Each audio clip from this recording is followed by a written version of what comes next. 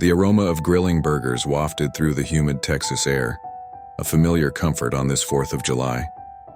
Sarah, a retired history teacher, watched her grandchildren chase fireflies, their laughter a sweet counterpoint to the distant crackle of fireworks.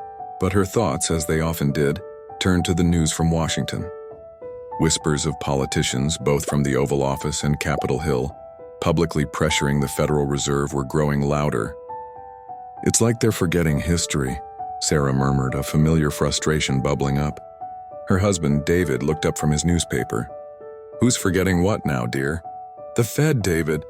All this talk about the president and Congress trying to dictate interest rates or how much money is in circulation.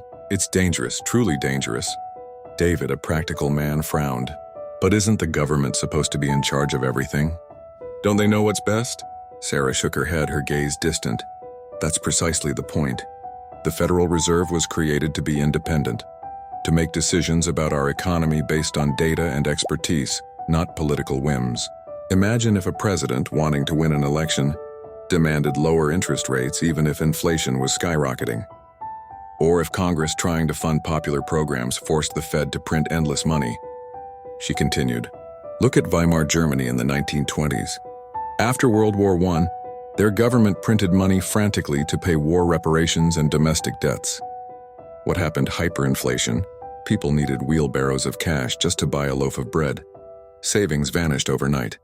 It led to mass destitution and, ultimately, helped create the instability that allowed extremism to flourish." "Or closer to our time," Sarah said, picking up a fallen sparkler stick. "Think about some Latin American countries in the late 20th century. Governments there often interfered with their central banks, pushing them to fund unsustainable spending. The result? Cycles of runaway inflation, economic crises, and a constant struggle for stability that many are still grappling with today. Their currencies became almost worthless. Foreign investment dried up and ordinary people suffered immense hardship. Even now we see hints of it," she emphasized. "When countries like Turkey have their leaders publicly pushing for unconventional monetary policies, we see immediate market jitters and a loss of confidence. Investors pull out, the currency weakens, and the people pay the price in higher prices and economic uncertainty." David was listening intently now.